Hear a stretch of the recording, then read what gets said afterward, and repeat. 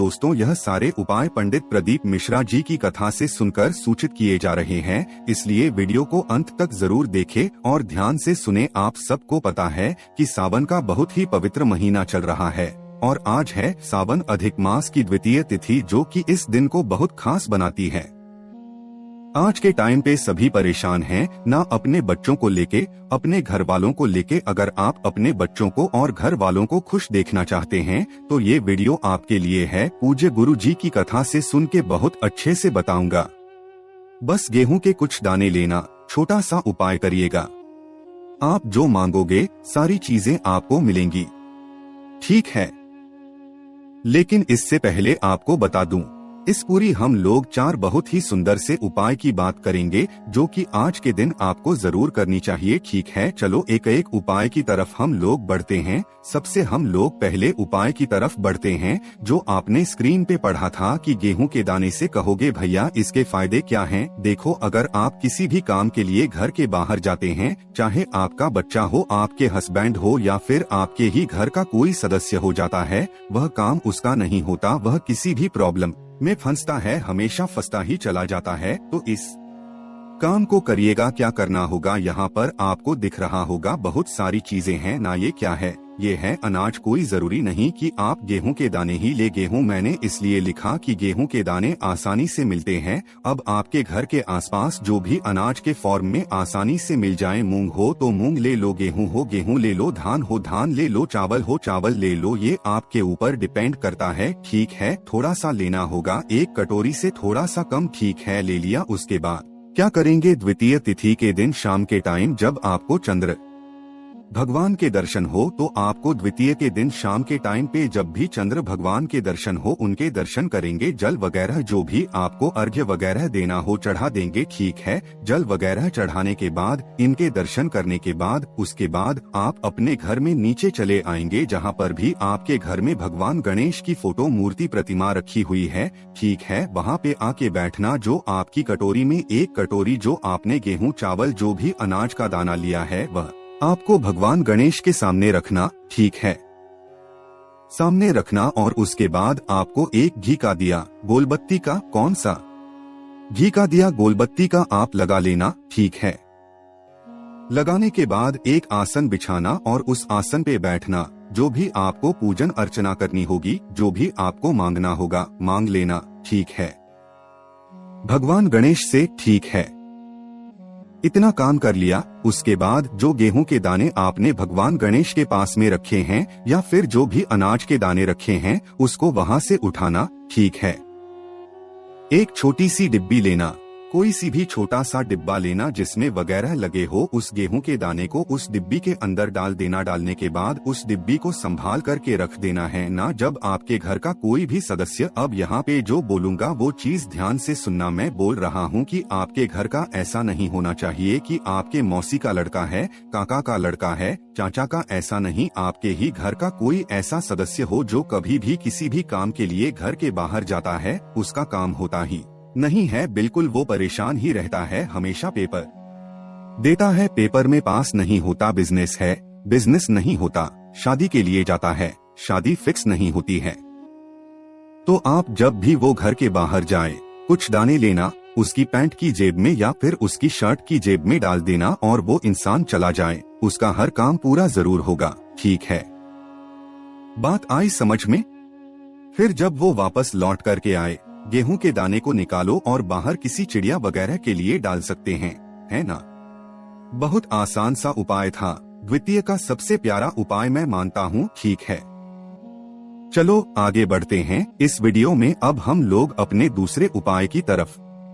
ये दूसरा उपाय किन के लिए? ये उपाय है बीमारी के लिए कि अगर आपके घर में ऐसा कोई भी मेंबर है ना जो काफी दिनों से परेशान है, उसको मेडिसिन लगती नहीं, जैसे होता है ना कि दवा कोई इंसान खाता है, उसको दवा असर ही नहीं करती है ना। इस उपाय को करेंगे। देखो यहाँ पर आपको दिख रहा होगा एक कुछ पाउडर सा ना। ये क्या है? ये है गुलाल, या फिर आप में से कुछ लोग इसको अबीर भी बोलते हैं, तो आप गुलाल या अबीर मान सकते हैं। किसी भी कलर का ले लो, मुझे पिंक कलर पसंद था तो मैंने पिंक ले लिया। आपको जो कलर पसंद कलर ले लो, ठीक है।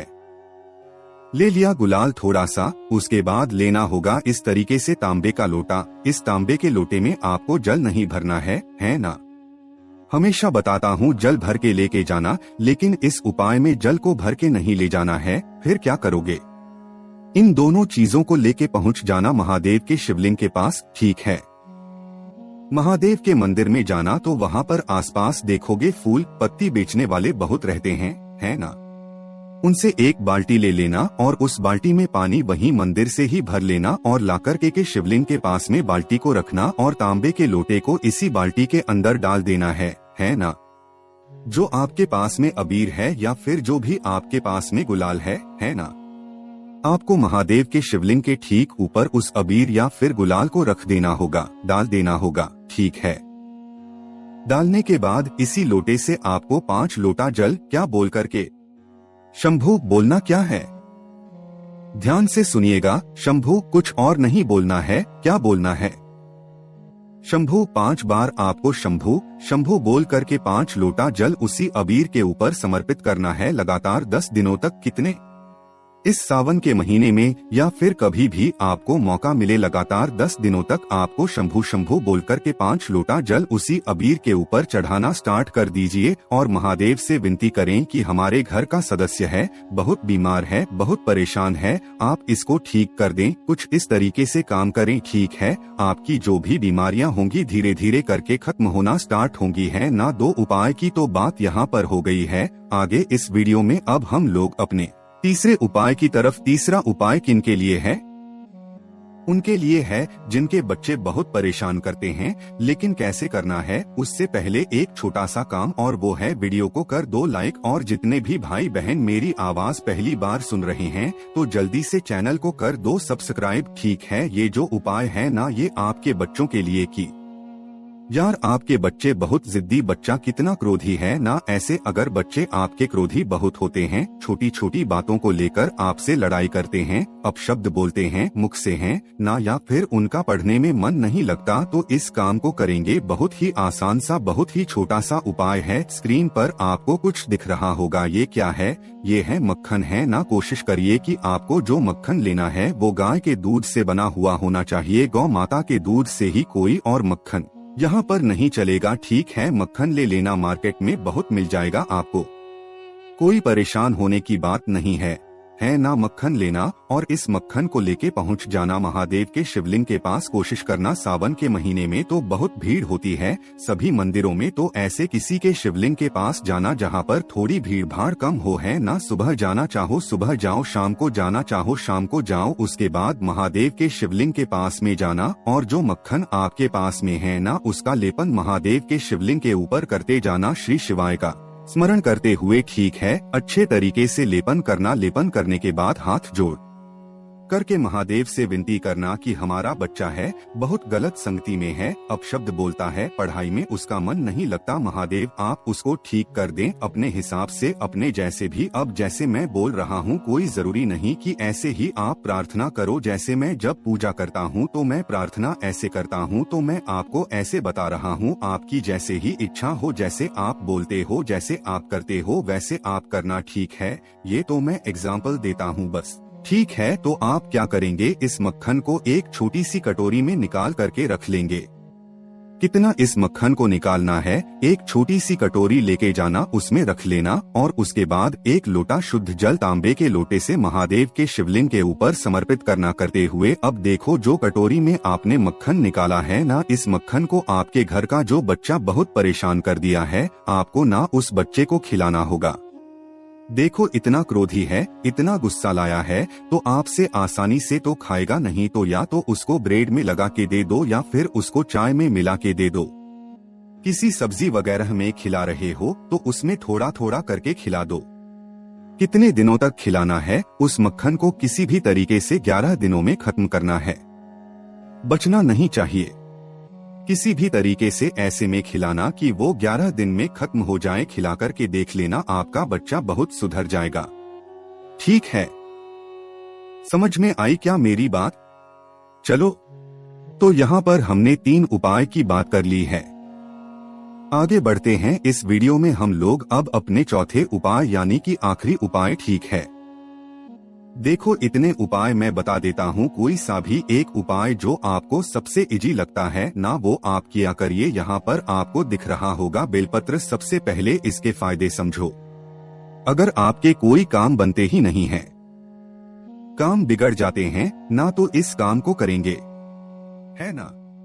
मतलब कि बहुत उपाय फिर भी इच्छा नहीं पूरी हो रही है, तो इस उपाय को करेंगे। बहुत आसान है, मात्र एक बेलपत्र लेना जो कहीं से कटा फटा हुआ ना हो। ठीक है, ले लिया। साथ ही साथ आपको लेना होगा चंदन। यहाँ पर आपके पास ऑप्शन है, आपके पास अगर पीला चंदन हो तो पीला चंदन ले लें, आपके पास लाल चंदन हो तो आप लाल चंदन ले सकते हैं। इनमें से कोई सा भी चंदन लेना और उसकी मात्र एक बिंदी आपको इस बेलपत्र पे लगानी होगी। ठीक है, बहुत ज्यादा नहीं, थोड़ा सा बड़ा ही लगाना, एक बिंदी लगा देना। ठीक है, अब इस बिंदी को लगाने के बाद या फिर पूरे बेलपत्र पे लगाने के बाद इस बेलपत्र को लेकर जाएंगे बेल पेड़ के नीचे। कहाँ जाओगे? बेल पेड़ के नीचे, वहाँ पर बैठ जाना और एक घी का दिया लंबी बत्ती का, कौन सा घी का दिया लंबी बत्ती का लगाना, और जो एक बेलपत्र चंदन वाली है वो बेल पेड़ की जड़ में ही आपको रख देना है। बिल्कुल सीधा सीधा पत्ती का मुख होना चाहिए, पेड़ की तरफ डंडी का मुख होना चाहिए, आपकी अपनी तरफ। ठीक है, वहाँ पर रखना, हाथ जोड़ करके जो भी कामना होगी वो कामना बोला। लेकिन जब बेलपत्र रखोगे तो एक मंत्र बोलना होगा, वो कौन सा है? नमः शिवाय। यहाँ पर ओम नहीं बोलना, फिर से बोल रहा हूँ, आपको बोलना होगा नमः शिवाय। सिर्फ और सिर्फ नमः शिवाय मंत्र का जप करके रख देना। उसके बाद उस बेलपत्र को फिर वहाँ से उठाना और महादेव के शिवलिंग के पास लेके चले आना और फिर से वही मंत्र बोलना होगा। क्या? नमः शिवाय मंत्र का स्मरण करते हुए महादेव के शिवलिंग के ऊपर समर्पित करना। डंडी रखना माता अशोक सुंदरी की तरफ और पत्ती का मुख होना चाहिए आपकी तरफ। अपनी कामना कह के नम शिवाय बोल कर के चंदन, जो भी बेलपत्र पहले बेल पेड़ के नीचे फिर वही बेलपत्र महादेव के शिवलिंग के ऊपर चढ़ाई जाती है, तो आपके सारे विशेष सारे कष्ट आपके दूर होते हैं, विशेष आपकी पूरी होना स्टार्ट होती है ना। तो इस पूरी वीडियो में हम लोगों ने 4 उपाय की बात की है। द्वितीय बहुत लोग कह रहे हैं आज है, बहुत लोग कह रहे हैं परसों है। अपने कैलेंडर में देखना कब है, उसी के अकॉर्डिंग उपाय को करना है ना। कोशिश की मैंने बहुत अच्छा समझाने की, तो वीडियो पसंद आई हो तो लाइक करते हैं। कुछ पूछना हो नहीं समझ में आए नीचे कमेंट में पूछें, और जितने भी भाई बहन अचानक इस चैनल पे आ गए हैं न, तो जल्दी से चैनल को कर दो सब्सक्राइब कर दें। ओम नमः शिवाय, हर हर महादेव, जय शिव शंभू।